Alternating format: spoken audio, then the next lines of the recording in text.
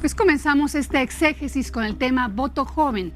Ya le dábamos el balance de votos jóvenes que existen en este padrón electoral. 89 millones de electores en total, 26 millones de jóvenes entre 18 y 29 años de edad. Si a eso se suma la generación más antigua, por decirlo así, de la generación, o el grupo más antiguo de la llamada generación millennial, aumenta esto 40%. ¿Cuál es la importancia de lo que le estoy diciendo? Que justamente ese sector, gran parte del padrón electoral, tiene el destino de México en sus manos. Han sido en elecciones pasadas determinantes esos votos para el resultado electoral. Pero ojo, también lo han sido para el resultado del abstencionismo en México. Y nos hacemos esa pregunta: ¿por qué un joven está desincentivado para ir a votar? Que eso es el factor que lo separa de esa credibilidad, de esa confianza con las autoridades, la falta de cambio, el exceso de corrupción, el incumplimiento de las promesas. Obviamente tenemos todas esas preguntas hoy. Y en pantalla usted fue viendo los datos específicos del Instituto Nacional Electoral respecto a ese voto joven. 14 millones y medio de jóvenes votarán por primera vez en México. Aquí, ojo, hay un sector importante de esos 14.5 millones de chavos, como podemos decirlo en esta noche, que sí tienen interés en ir a votar. ¿Por qué? Porque es su primera vez.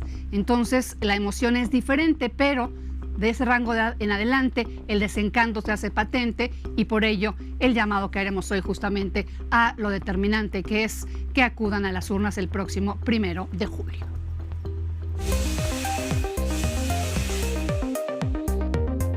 Sí, es la primera vez que voy a votar y sí tengo gran interés en hacerlo, porque digo, es para mí algo importante que gobierne la persona correcta y digo, en el informarme de quién es el candidato correcto y todo eso me parece algo que importante, y más digo a mi edad, ¿no? Sí, esta es mi primera vez que voy a votar y la verdad sí quiero hacerlo porque con mi voto puedo hacer este país un mejor país. Entonces, mi voto puede hacer que sea la diferencia. Sí, es mi primera vez que voy a votar, porque igual nosotros decimos sí para el futuro y tenemos propuestas para que se conlleven. Bueno, para mí sí es la primera vez que voy a votar y pues sí tengo gran interés. Claro que sí, pues porque creo que somos muchísimos y nosotros somos el futuro de la nación. Entonces, pues si nosotros no decidimos esto, pues ¿quién lo va a hacer, no? No, pues sí es la primera vez que voy a votar. Pues no mucha, pero pues vamos a ver qué onda. No, sí, demasiado, porque son muchos jóvenes los que van a empezar a votar por primera vez. Sí, mi primera vez. En nuestra época nos tocó que somos el nuevo mundo y pues es mayoritario que nosotros votemos, ¿no? Porque ¿quién nos va a representar? Y si solamente votamos por votar, puede ser que el país caiga más abajo de lo que está. Algo de interés, casi no. No es la primera vez que voy a votar, son mis segundas elecciones y sí, por supuesto que tengo interés en hacerlo. Por supuesto que sí, los estudiantes pues somos la mayoría aquí, por lo menos en la Ciudad de México, así es que creo que tendríamos que ejercer nuestro derecho. No es la primera vez que voy a votar. Sí tengo mucho interés porque pues, obviamente de eso depende todo el futuro del país. Sí, claro, por supuesto. La pirámide poblacional indica ahorita que pues, la mayoría de las personas son jóvenes, ¿no? Entonces en nosotros está obviamente el cambio, ¿no? No es la primera vez, ya es como la segunda vez. Sí, porque por lo que sé hay mayoría de jóvenes que adultos. O sea que el voto de los jóvenes supongo que es mayor.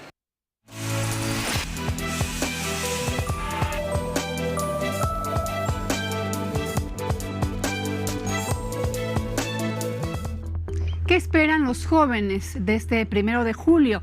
¿Qué esperan de un nuevo gobierno, sea quien sea el que llegue? ¿Qué buscan? lograr y tener como respuesta de su país. Para platicar de esto, justamente el público joven y los participantes jóvenes. David Gallegos, director de Students for Liberty América Latina, Xóchitl Daniel Mejía Pacheco, vicepresidente del Consejo de Seguimiento en Políticas Públicas en materia de juventud, y Marco Antonio Reyes García, coordinador nacional de la Canadian Human Rights International Organization Misión México. Muchísimas gracias a los tres por estar aquí. David, gracias. Marco y Xóchitl. Gracias. ¿Sí? Gracias. Les decía yo que sus cargos rimbombantes, pero claro que sí, han trabajado mucho por tenerlos, así que hay que mencionarlos. Jóvenes, todos en ese primer sector que mencionábamos, jóvenes entre 18 y 29 años de edad. La elección prácticamente en sus manos, prácticamente en este sector también millennial, pero centrado en estos jóvenes que hoy representan ustedes. ¿Ustedes qué piensan de ese proceso electoral y de aquellas voces jóvenes como ustedes que no quieren ir a votar? Xóchitl, por favor. Sí, pues me parece primero que estamos en una elección totalmente histórica, sobre todo por el número de jóvenes que van a votar, ¿no? Hablando también de que tenemos un bono demográfico en donde los jóvenes ahorita somos la parte más dura del país, ¿no?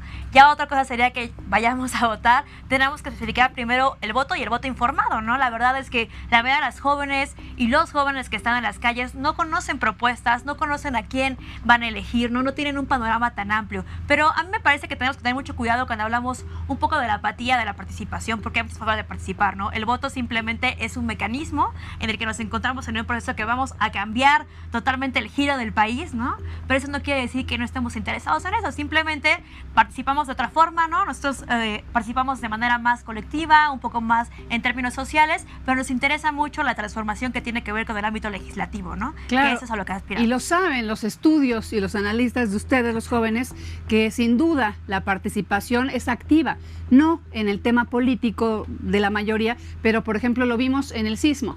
Después del sismo, cómo los jóvenes se apropiaron de las calles y gracias a ustedes surgieron iniciativas tan importantes como Verificado 19S y otras más, ¿no? Y obviamente lo que ustedes forman parte también, que es la red viral, como muchas otras en México que existen de jóvenes que trabajan por su país. Decíamos en el principio de esta exégesis justamente eso. Si bien no es un interés específico en espacios políticos, sí en instituciones un poquito alejadas de lo que es el gobierno. Marco, tu opinión, por favor. Sí, yo coincido con Xóchitl. Somos una generación altamente participativa. El asunto es que nos hemos limitado de pronto a participar en redes sociales, por ejemplo, o en espacios en donde nos sentimos cómodos, o aquellos en los que nos hemos ya apropiado de ellos. Buscamos mucho el tener el sentido de identidad y de pertenencia, cosa que no encontramos en el gobierno.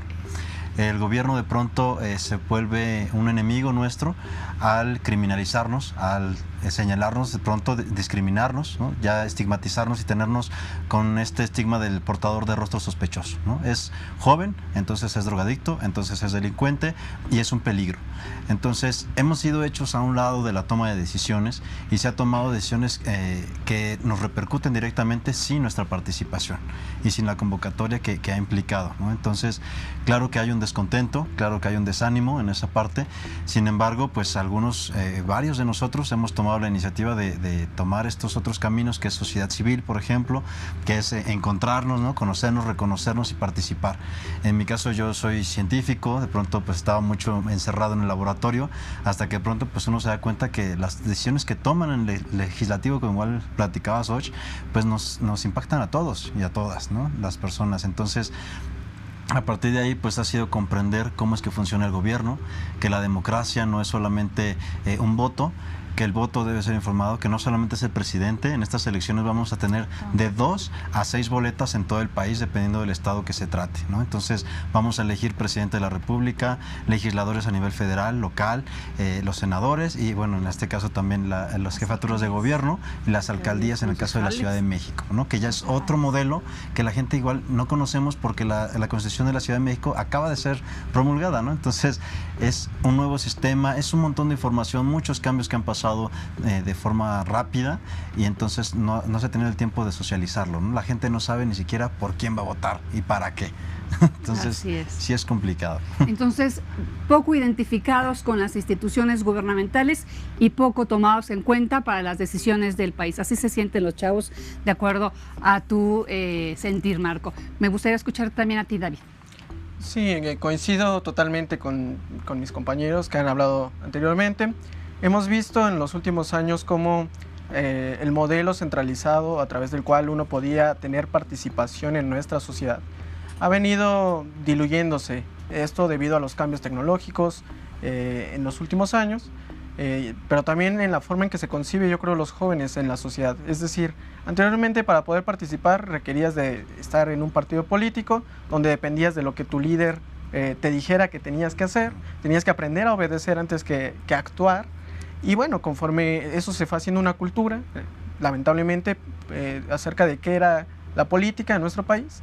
Sin embargo, conforme hemos visto los avances tecnológicos, sobre todo los avances en materia educativa, los jóvenes han podido tener la oportunidad de volver a reagruparse, y no solamente eso, sino concebirse como agentes de cambio, concebir que sus ideas valen, sus ideas pueden tener repercusiones en la sociedad, y que entonces se requiere mayor educación, mayor preparación, desarrollo de habilidades, para que de esa manera se pueda comenzar a incidir primeramente en sus universidades, pero después en sus comunidades. Claro. Y es a través de estos cambios que nosotros podemos tener una sociedad más acorde a lo que estamos buscando. Claro. Yo aquí tengo una pregunta para cada uno y si me la pueden ir contestando en el mismo orden que utilizamos para la primera intervención.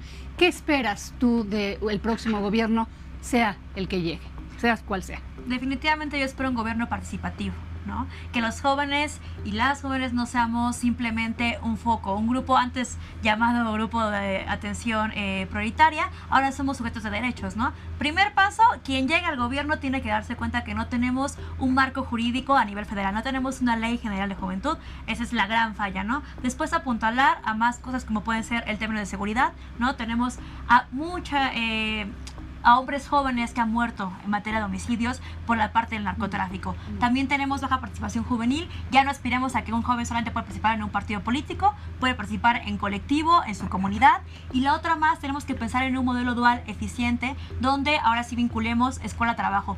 Hay algunas propuestas que se han escuchado en los últimos meses, pero faltará ver si realmente las hacen efectivas y dejar de pensar en el tema de juventudes en una institución solamente, en una institución estatal y también federal. Está mucho más allá, en el término legislativo, en el término de política pública, pero tenemos que escuchar a las y los jóvenes y no solamente a las tomadoras de decisiones. Dejarlos de tener como un objeto de laboratorio, digamos, y dejar esa participación abierta para que ustedes... Exactamente, Marco.